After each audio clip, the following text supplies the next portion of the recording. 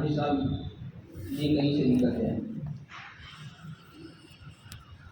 میں جو باتیں آپ کے سامنے یا تو کروں گا تو سمجھ لیجیے کہ میری بھی زبانی رہے گی اور ہمارے دوست حافظ شادی صاحب کی بھی زبانی رہے گی. حافظ صاحب تو ایسے اکیلے بہت بولتے ہیں لیکن مجمع کے اندر وہ تھوڑا سا ہمت نہیں پکڑتے. کل سے آج تک کے ہمارے درمیان حافظ ساجد مرحوم کے تعلق سے بہت ساری باتیں چلی. میرا ان کا تعلق تقریباً 30 سال پرانا. مجھے یاد پڑتا ہے کہ میں 11 سال کی عمر کے اندر ہی حافظ ہو گیا تھا الحمدللہ. تو ہماری رشتے میں ایک بوا لگتے ہیں ادھر ہی یہ حافظ ساجد صاحب ان لوگوں کا گھر تھا حکیم نگر کے. ان کے والد کا جو گھر تھا تو ان کے گھر کے سامنے ہی وہ رشتے سے ہماری بوا تھی وہ رہتے تھے. ہمارا آنا جانا تھا وہاں پر. ہماری بوا کہنے لگی کہ یار ہماری گلی کے چند بچے ہیں, میرے بھی کچھ بچے ہیں, ذرا سا ان کو تم مکتب پڑھا دیا کرو, مدرسہ پڑھا دیا کرو. 13-14 سال میری عمر تھی. ٹھیک ہے. اس طریقے سے میرا وہاں پر مکتب شروع ہوا. تو سامنے ان کا بھی گھر تھا حافظ ساجد صاحب کی والدہ کا. حافظ ساجد صاحب تو نانی کے وہاں رہتے تھے لیکن ان کی اماں, والد صاحب اور ان کے سب بھائی لوگ وہیں پر رہتے تھے. یہ حامد راشد ہے, مجاہد ہے, خالد ہے, یہ عبد الواحد ہے, فاروق فیصل صاحب کے جو بچے لوگ ہیں, عبدالصمد ہے, عبدالاحد ہے, یہ سب لوگ وہاں پر پڑھتے ہیں. حافظ ساجد صاحب مجھ سے عمر میں 3-4 سال بڑے تھے. تو اس ٹائم سے ہماری شناسائی شروع ہوئی اور مجھے یاد پڑتا ہے کہ انہوں نے کبھی بھی مجھ کو جو ہے ابے تبے سے نہیں, زندگی بھر آخری وقت تک ہمارا ایک دم قریبی تعلق تھا. میں ان کو, یہ ہمارے حافظ صاحب لوگ گواہ ہیں, میں ان کو دکا بھی ساری دیتا رہا. میں ان کو ابے تبے سے بولتا تھا, ہماری بے تکلفی تھی. لیکن انہوں نے کبھی بھی مجھ کو ابے کبھی سے نہیں کہا, ہمیشہ او مولانا, او حافظ صاحب سے. اور اس وقت نہیں, جب 12-13 سال کا تھا میں, تو اس وقت سے مجھ کو وہ حافظ صاحب. اس کے بعد اسی سال 2 سال کے عرصے میں 95-96 کی بات, 1995-96 احمد نگر گئے ہم لوگ تراویح پڑھانے. حافظ ساجد صاحب یہ پہلے سے وہاں پر پہنچ گئے تھے احمد نگر تراویح پڑھانے کے لیے. مولانا ادریس ملی صاحب جو 11ویں گلی میں تھے, الحافظ شور والے آزمی, تو ان کا حافظ صاحب کا تعلق تھا. اور احمد نگر کے اندر ایک دربار ٹور والے, دربار بلڈر, تو ان کی مسجد کے اندر تراویح پڑھانے کے لیے انہوں نے کہا تھا کہ کوئی حافظ ہو. تو حافظ ساجد صاحب پہلے سے وہاں پر پہنچے تراویح پڑھانے کے لیے. اور اس وقت تو کی صورت حال یہ تھی کہ احمد نگر جیسے شہر کے اندر مسجدوں کے اندر الگ طرح ہوتی, تو بہت سارے حفاظ جو ہے یہاں سے جمع ہو کر کے وہاں پر جاتے تھے. تو ان حفاظ کے اندر ایک میں وہاں پر پہنچا, تو جن لوگوں نے حفاظ کو بلایا تھا ان لوگوں نے کوئی خاطر خواہ محنت نہیں کی. بس وہ کہہ رہے تھے کہ ہم نے اخبار کے اندر دے دیا ہے, لوگ آئیں گے بولے. لیکن چاند بھی دکھ گیا, کوئی آیا نہیں. ایک تراویح بھی ہو گئی, کوئی آیا نہیں. ہم لوگ 8-10 حافظ قرآن جو تھے وہ خالی رہے. کچھ حافظ لوگ گاڑی پکڑے چلے آئے, لیکن میں وہیں پر تھا, میرے ساتھ 1-2 لوگ اور تھے. حافظ ساجد صاحب ایک تراویح بھی ان کی, اور وہ دوسرے دن میرے پاس آئے اور آ کر کے یہ کہنے لگے کہ حافظ صاحب آپ لوگ بڑی امیدوں کے ساتھ تراویح پڑھانے کے لیے اپنے دربار کو چھوڑ کر کے یہاں پر آئے تھے, اور میں اکیلے پڑھا رہا ہوں. میں نہیں چاہتا کہ میں اکیلے پڑھاؤں, تم میرے ساتھ چلو. ہمارا پرانا تعلق تھا، اب اندھے کو کیا چاہیے، دو ہے بے مولا، چلو چلے گئے، وہاں پر ملاقات ہوئی اور پھر ہم لوگوں نے ساتھ میں اس سال تراویح سنائی۔ اور پھر اس کے بعد سے جو ہے تقریباً میں 5 سال تک وہاں پر تراویح سناتا رہا، اپنے ساتھ 1-2 سال سنا ہے، یہ سلسلہ ان کا معروف ہے۔ تو یہ ہمارا پرانا تعلق رہا حافظ صاحب سے، ہمیشہ انہوں نے مجھے جب تک حافظ تھے تو حافظ کہہ کر کے، اور اس کے بعد جب مولوی ہو گئے تو مولانا کہہ کر کے انہوں نے ہم کو پکارا۔ یہ منکسر المزاجی اور چھوٹوں پر شفقت کی بہت بڑی مثال ہے۔ حافظ صاحب کا ابھی جب سے یہ تشخیص ہوئی کہ ان کو کینسر ہو گیا تو کافی لوگ پریشان ہوئے۔ حافظ ساجد اشاعتی صاحب لوگوں کا مشورہ بھی ہوا، لوگوں نے کافی کوششیں بھی کی، گھر کے لوگوں نے بھی کوششیں کی۔ بہرحال مرضی مولا یہی تھی، اللہ کی جوار رحمت میں وہ پہنچ گئے۔ تو کل سے لے کر آج تک کے ہماری گھر کے اندر گھر پہ بیٹھے ان کے دوستوں سے ملاقات ہوئی، گھر کے لوگوں سے ملاقات ہوئی، وفاد کرام سے، علماء سے جو ملاقاتیں ہوئی، تو ان کے اندر ان کے جو اوصاف سامنے آئے ہیں، ان کے اوصاف کو میں دیکھ رہا ہوں اور مجھے وہ حدیث یاد آ رہی ہے، بخاری شریف کی پہلی روایت کہ جناب نبی کریم صلی اللہ علیہ وسلم کو جس وقت اللہ نے نبوت عطا فرمائی تو آپ غار حرا سے گھبرائے ہوئے واپس اپنے گھر تشریف لائے اور اپنی بیوی سے کہا کہ زملونی ہے نا، مجھے اپنی جان کا ڈر ہے۔ تو ہماری ماں ام المؤمنین حضرت خدیجہ رضی اللہ تعالیٰ عنہا نے جن اوصاف کا حوالہ دے کر ہمارے آقا کی دھارس بندائی تھی، وہ اوصاف کیا تھے؟ کلا واللہ لا یخزیک اللہ ابدا انک لتصل الرحیمہ، کہ اے میرے سرتاج اللہ آپ کو رسوا نہیں کرے گا، یقیناً آپ صلہ رحمی کرتے ہیں۔ وتحمل الکل، اور جو نادار ہوتا ہے اس کے بوجھ کو آپ اٹھاتے ہیں۔ وتکسب المعدوم، جو کما نہیں سکتا اس کے لیے آپ کماتے ہیں۔ وتقری الضیف، اور مہمان کی مہمان نوازی کرتے ہیں۔ وتعین علی نوائب الحق، اور حق کے معاملے میں اگر کوئی پریشان ہو جاتا ہے تو آپ اس کی مدد کرتے ہیں۔ یہ سارے اوصاف، یہ حدیث جب میرے سامنے آئی اور حافظ صاحب کے اوصاف سامنے آئے تو بالکل ایسا لگ رہا تھا کہ ہمارے آقا حضرت محمد صلی اللہ علیہ وآلہ وسلم کی جو صفات تھی وہ بھی کسی نہ کسی درجے میں حافظ ساجد اشاعتی کے اندر موجود ہے، حافظ ساجد تجویدی رحمۃ اللہ علیہ کے اندر موجود ہے۔ حافظ صاحب کے اندر جیسے ہی ماشاءاللہ بہت ساری صفات موجود ہیں، اللہ کرے یہ صفات میرے اندر بھی آ جائے اور آپ تمام کے اندر۔ دیکھیے پہلی چیز کیا تھی؟ انک لتصل الرحیم، صلہ رحمی۔ حافظ ساجد صاحب کے اندر صلہ رحمی اتنی زیادہ تھی، ابھی بیٹھے تھے ہم لوگ، کل ان کے بھائی مجاہد نے بتایا کہ بولے حافظ ساجد کا یہ معمول تھا کہ عید کی نماز پڑھ کر کے آتے تھے تو ان کی اہلیہ کو لے کر کے پورے جتنے بھی رشتے دار ہیں سبوں کے یہاں جاتے تھے، چچا لوگ، بوا، خالائیں، اور جو بھی دور نزدیک کے رشتے دار تھے ان تمام کے یہاں جایا کرتے تھے۔ اب اس سال تو ان کی طبیعت خراب تھی اس لیے وہ جا نہیں پائے، وہ بتا رہے تھے کہ یہ صفت بھی نہیں۔ ان کے بھائی نے مجھ کو بتایا، دو نزدیک کے رشتے دار تھے، انہوں نے بتایا کہ صلہ رحمی وہ کیسے کرتے تھے۔ انہیں میں بیمار تھا، پریشان تھا، تو وہ میرے پاس آئے اور ڈاکٹر نے کوئی بیماری، کوئی چیک اپ تجویز کیا تھا، مہنگا چیک اپ تھا، وہ مالی طور سے وہ پریشان تھے، تو انہوں نے کہا یہ پیسہ لے مجھے اور جا کر کے اپنا ٹیسٹ کروا، اور وہ تقریباً 5-7 ہزار کی رقم لگتی، کوئی مالدار نہیں تھے لیکن یہ صلہ رحمی بھائی تھے، وہ اب یہ پیسہ لو اور جاؤ جا کر کے ٹیسٹ کرواؤ، اور پھر آنے کے بعد یہ کہا بچوں کے تعلق سے بھی، گھر کے تعلق سے بھی وہ دیکھ لے کر، یہ صلہ رحمی ان کے اندر بہت زیادہ۔ ان کے گھر کے اندر، یعنی میں اکثر ہم لوگ کا تذکرہ ہوتا رہتا ہے، گھر کے اندر ایک مکان کے اندر 7 بھائیوں کا ایک ساتھ رہنا،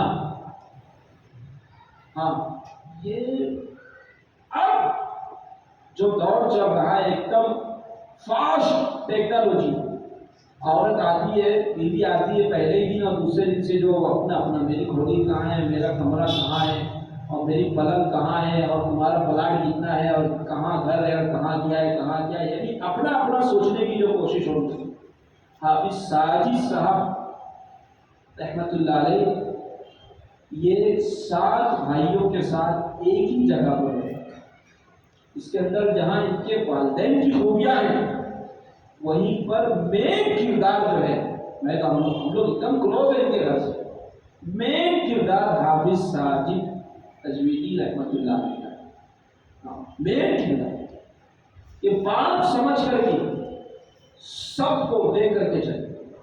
یہ خوبیاں نہیں ابھی بتا رہے تھے گھر کے لوگ ہے نا، جتنے چھوٹے چھوٹے بچے ان کے گھر کے، ساجد صاحب کا معمول تھا صبح اٹھ کے سب کو پہلے دکان پر لے کے جاتے، سب کو 2 روپے کا، جتنے بچے تھے 2 روپے کا، 3 روپے کا، 1 روپے کا دلا کر کے اس کے بعد کہ وہ صبح اٹھے برش کرنے کے لیے جتنے بچے سب آگے پیچھے گھومتے رہتے. یہ معاملہ ہاں سلا ہے. دوسری چیز کیا ہے؟ وتکسب المعروف، کہ جو وتحمل الکل، جو نادار ہے، جو پریشان ہے، اس کے بوجھ کو اٹھانا. یعنی ایک بندہ ہے اس کے اوپر حالات ہے، وہ پریشان ہے، تو کیسے اس کا مسئلہ حل ہو اس کی کافی وہ فکر کیا. جیسے بہت سارے لوگوں سے متعلق یہ بات ہے کہ حضرت امام زین العابدین رحمۃ اللہ علیہ سے متعلق یہ بات ملتی ہے کہ جب ان کا انتقال ہوا تو معلوم ہوا کہ 100 گھرانے ایسے تھے کہ جو ان کی کفالت پر پلتے تھے. ابھی حافظ ساجد صاحب کا انتقال ہوا تو کئی لوگوں کے ایسے فون آئے ہیں ان کے بھائیوں کے پاس، کیا وہ تو ہمارا بیوہ فنڈ چالو کر رہے تھے مولانا امجاد صاحب یہ وہاں رحمت فاؤنڈیشن کے. کئی لوگوں کو میں نے دیکھا ہے کہ کئی پاگل لوگ، تھوڑے سے کم دماغ لوگ، وہ بھی آ کر کے حافظ ساجد کے بعد ہم لوگ جب ساتھ میں رہتے آ کر کے کھڑے ہوتے تھے تو بھائی تھوڑا سا مزاق کے طور پہ ہم کو بھگا کرنا چاہے، لیکن وہ کھڑے رہتے ان کو معلوم ہے کیا حافظ صاحب سے اپنا بھتہ فکس ہوتا، حافظ صاحب برابر کسی میں ہاتھ ڈالتے. کئی ایسے کمزور بوڑھے لوگ ان کے ساتھ ان کا امام. اسی طریقے سے وتخرج الضیف، مہمان نوازی کا یہ ان کا ایک خاص وصف ہے. مہمان اگر آئے ہیں اور اگر میزبانی کے اندر حافظ ساجد ہے تو ہم لوگ ایک دم نو ٹینشن فری. ہمارا مسابقہ تفصیل ہوتا ہے تو اس کے اندر حافظ ساجد صاحب خدمت کے اندر خاص طور پر رہتے.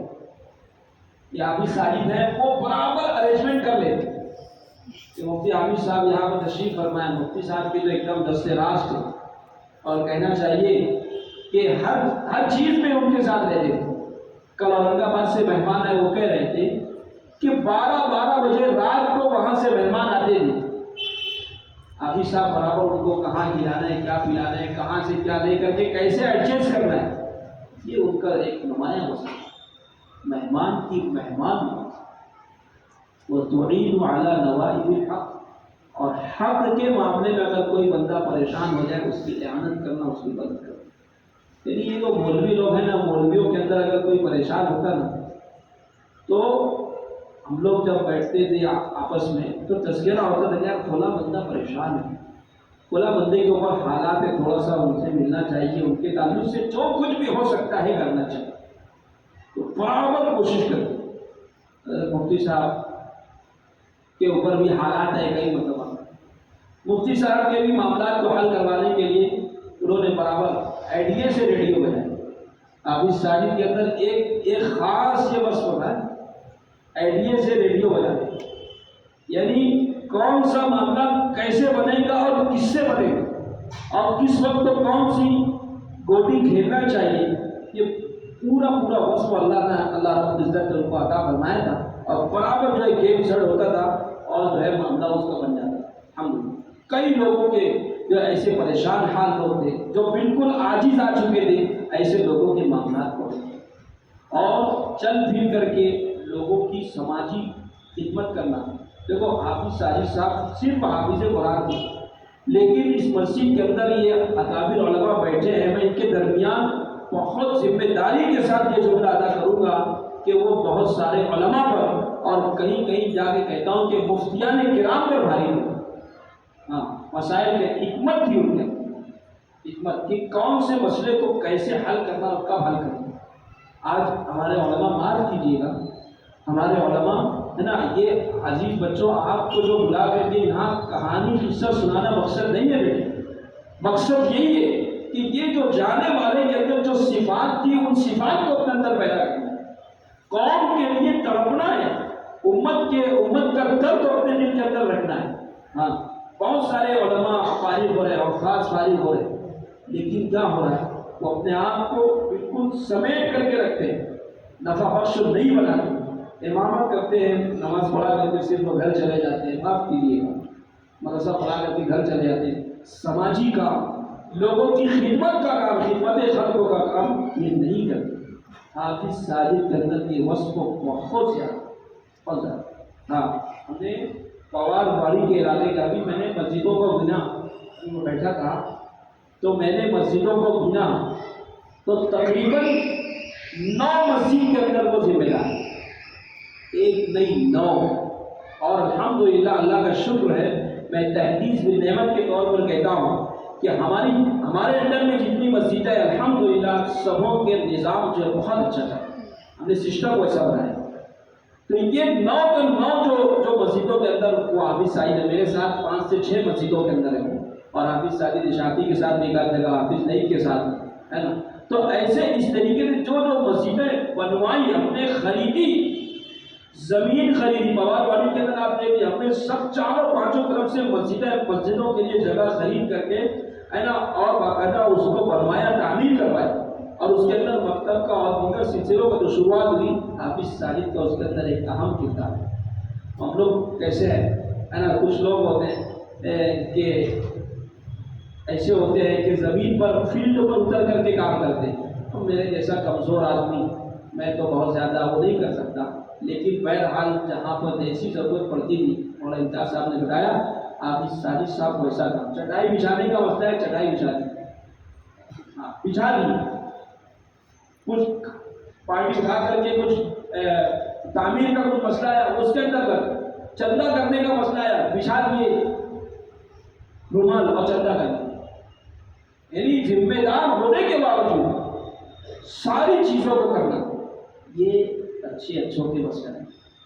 حافظ ساجد کے اندر یہ ساری صفات تھی، اور بھی بہت ساری خوبیاں تھیں۔ ایک دو باتیں جو میرے ذہن میں آئی وہ میں نے آپ حضرات کے سامنے عرض کر دی۔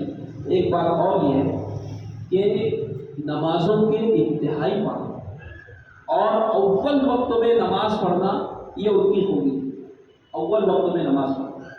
آج ہی مجھ کو یاد آئی حافظ ساجد، آج میں ہم لوگوں کو آنا تھا آج حافظ ساجد صاحب کے گھر پر، تو میں ادھر آیا تو 1:45 بج رہا تھا، میں نے سوچا کہ بھائی جلدی والی جہاں پر نماز ہے اس کو پڑھوں، کہیں ہونا چاہیے، ہمارے یہ دوڑ چل پڑی ہے کہ ہر جگہ جلدی، یہ بھی نہیں ہونا چاہیے، بس 1-2 جگہ ہونا چاہیے، ہر جگہ بھی جلدی مناسب نہیں۔ تو یاد آ گیا مجھ کو کہ یار حافظ ساجد اگر ہوتے تو میں ان کو فون کر کے، اکثر حافظ ساجد چاہتی بھی، اور میں بھی فون کر کے پوچھے تھے فلاں علاقے کے اندر ہم کو جانا ہے، تو اس علاقے کے اندر کس مسجد کے اندر پہلے نماز ہے، کس مسجد کے اندر لیٹ نماز، تو برابر وہ بتا دیں۔ تو یہ ان کا خاص وصف تھا۔ اور قرآن کریم کے جب وہ حافظ ہوئے تھے تو ان کا تھوڑا سا کمزور تھا، اس کو معلوم، اور کمزور ہوا تھا ان کا دور صحیح طریقے سے ہوا نہیں، اور پھر کئی اساتذہ تبدیل ہوئے، حافظ بشیر صاحب کے پاس بھی، خالد رفیق کے پاس بھی، اور بھی کئی اساتذہ کے پاس گئے، لیکن بہرحال ان کی فراغت ہوئی تو ان کا حفظ و کمزور تھا، لیکن اس بندے نے ہار نہیں مانی، خوب محنت کی، اور اتنی محنت کے رمضان المبارک کے اندر عشاء کے بعد اور تھوڑی بہت ملاقات ہو جاتی تھی، اس کے بعد پھر نور الاسلام مسجد کے اندر ہی رہ کر کے وہ پورا رات یہاں پر تلاوت، اور پھر دن میں بھی یہیں پر تلاوت کیا، قرآن کریم سے بہت خاص شغف تھا۔ اور آخر وقت میں حافظ ساجد صاحب شادی بھی اس بات کے گواہ ہیں، خود ان کو ترغیب مل کے روزانہ ایک منزل پڑھو، الحمدللہ بغیر دیکھے اتنا پختہ ہو گیا تھا کہ وہ ایک منزل کے اندر پڑھا۔ گھر کے لوگوں نے بھی کافی محنتیں کی، کافی کوشش کی، ہے نا، یعنی سرکاری علاج پر نہیں ہم نے ڈپینڈ کیا، پرائیویٹ علاج کرنا ہے۔ ماں باپ ان کے بھائیوں کی یہ فکر کہ کتنا بھی پیسہ لگ جائے، بس پرسنٹ جو ہے بندہ جو ہے وہ اچھا ہونا چاہیے، اور اس کے لیے ہم لوگ عید کی باسی کے دن मुंबई गए सुल्तान डॉक्टर सुल्तान फरहान वगैरह के पास, वहाँ जाकर मशवरा हुआ, सारी चीज़ें हुई, यानी जितनी तदाबीर थी वो सारी तदाबीर को हमने वो अमल लाया। लेकिन बहरहाल जाने वालों का जब उनका तय हो जाता है तो उसका वक्त तो फिर जब घड़ी आ जाती है तो आगे पीछे नहीं होती। एक दो बात और कह के अपनी बात खत्म करता हूँ। आप इस तारीफ के अंदर वो भी ये थी कि वो साहिबुर राय थे। दुरुस्त राय होते थे, साहिबुर राय, नफतुल्लाह ये चीज बहुत जबरदस्त। और यानी उनकी जो राय होती थी बहुत, कहना चाहिए कभी कभी करामत और नफा बख्श होती। अभी रमजान मुबारक से पहले हमारी एक मस्जिद का मामला था, तरावी में हमारी राय ऐसी थी कि एक हाफिज और पढ़ा है, लेकिन एक साहब उसमें जिम्मेदार थे, वो अड़े थे, बोले नहीं कम होना चाहिए। तो अब हमारा तो मिशन ये है कि भाई जितने ज़्यादा से ज़्यादा औकात हो रहे हैं उनको मुसल्ला मिलना चाहिए, हमारा मिशन ये है। तो थोड़ा सा टकराव की नौबत आई, तो हाफिज साहब ने चलते चलते मुझको बोले माना एक बात बोली, बोले ध्यान तो बोले एकदम चुप रहो, कुछ मत, एकदम मैंने इतने प्यार भरे अंदाज से बोले माना एक बात बोला जा तो छोड़ दो, और सुनती ये बात अपने बोला कि मैं भी छोड़ दूँ, वो भी नहीं करता, खत्म हो साहिब बहुत ज़बरदस्त हो। यानी वो राय देने के अंदर अल्हम्दुलिल्लाह अल्लाह पाक ने उनको नवाजा था। और इसी तरीके से अल्लाह रब्बुल इज़्ज़त ने बहुत जल्दी उनको हज बैतुल्लाह की ज़ियारत से भी उनको सरफराजी अता फरमाई। बता यानी ज़मीन की दुनिया के अंदर आए हो माशाअल्लाह। अभी शादी साहब का उनका साथ रहा, अल्हम्दुलिल्लाह बहुत कम वक्तों में उन्होंने तरक्की की। और पहला काम उन्होंने किया, जैसे हज फर्ज हो जाता है, बहुत सारे लोग ऐसे होते हैं तो हज फर्ज हो जाता है लेकिन नहीं कर पाते, लेकिन इनको अल्लाह ने माल दिया तो ये इंतजार मिली नहीं कि बीवी का भी हो जाए, वालिदैन का भी हो जाए, उन्होंने खुद उनके ऊपर फर्ज होता है इसके लिए कोशिश की। और अल्लाह की शान ऐसी हुई कि 75 साल वालों का जैसे डायरेक्ट हो जाता है, तो वो आबिद साहिब बता रहे थे कि बोले मैं जैसे ही फॉर्म भरने के लिए गया अपने यहाँ पर, यहाँ भाई के ऑफिस है मुशावरत चौक पर, बोले मैं पैदरी चल रहा था तो एक बड़े मियाँ से मुलाकात हो गई, मुअज्जिन साहब से, बड़ी मस्जिद, तो वो भी आए थे हज करने के लिए जाने वाले थे, तो फॉर्म भरने के लिए। अब 75 साल पर एक बंदा फ्री हो गया, तो वहीं पर तादर बड़ी मुलाकात हुई, तो बोला तुम भी जा रहे हज करते, बोला बोले मैं भी जा रहा हज करते, बोले तुम्हारे साथ कोई, बोले मेरे साथ कोई, बोले तुम्हारे साथ कोई, बोले मेरे साथ कोई, चलो तुमको साथ में चल करके फॉर्म भर। और गए ऊपर, देखो अल्लाह की मदद, अभी कितने लोग हैं है ना, 10 साल से 5 साल से 6 साल से फॉर्म भर रहे लेकिन नहीं आता, नहीं आता, लेकिन अल्लाह ने ये सादत रखी थी माशाअल्लाह। और फिर वो हज कर गया, उसके बाद फिर एक मरतबा पूरी फैमिली के साथ उम्रा करने, एक मरतबा वालिद साहब को और अम्मा को भी।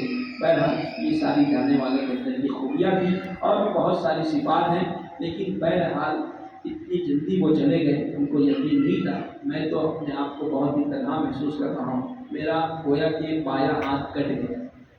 कुमारवाड़ी पर हमारी जितनी भी मस्जिदें थी है ना, हमें किसी से मशवरे की ज़रूरत नहीं होती, अल्हम्दुलिल्लाह हमारा निज़ाम सब लगा बताया, सब बराबर चल रहा। बस सिर्फ आप कभी हमारे दरमियान इख्तिलाफ भी नहीं हुआ कि मैं कोई बात बोलूँ तो वो मेरा इकराम करके हाँ बोलना ठीक है, और कभी वो बोले तो मैंने भी उनकी बात को काटा नहीं। मुझे जहाँ तक याद पड़ता है अक्सर ऐसा ही होता था। अल्हम्दुलिल्लाह बहुत तालमेल के साथ हम लोगों ने काम किया। अभी मेरा तो एकदम एक हाथ कट गया है, और हाफिज साली निशाती साहब और हम दोनों, हमारा ताल्लुकात तो बहुत 30-35 साल पुराने हैं, दरमियान में कुछ ऊँच नीच भी आई, लेकिन बहरहाल अपनी जगह पर हमारे ताल्लुकात फिर हैं। और हम लोग जो है आपस में बिल्कुल ऐसा महसूस कर रहे हैं गोया कि हमारा एक हाथ खत्म हो गया, एक हाथ हमारा अज़्व खत्म हो गया। तो मैंने हाफिज साली साहब से कहा भी, अब हम लोग दोनों के दरमियान अगर कोई झगड़ा होगा तो कौन छुड़ाएगा, हम लोग आपस में ना बात चलते रहती है दोस्ताने के रिवाज से।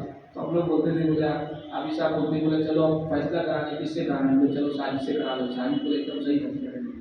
हम लोग हाफिज साजिद को बुलाते, उनके सामने सारी बात रखते थे, तो बराबर यानी ये भी खुश रहें हम भी खुश रहें है ना, एकदम एतबार से इतदाल वाला फैसला करते थे। मेरा हमारे एक साथी कम हो गए, लेकिन दुनिया से जाना ये तो हक है, उनके जो बच्चे हैं انشاءاللہ ہم یہ امید بھی دلاتے ہیں بچوں کو بھی کہ بیٹے لوگ آپ لوگ تعلیم حاصل کرتے رہو جیسے آپ کے والد تھے.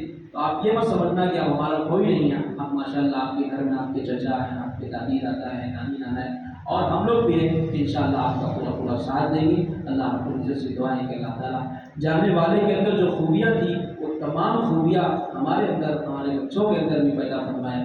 آمین. وآخر دعوانا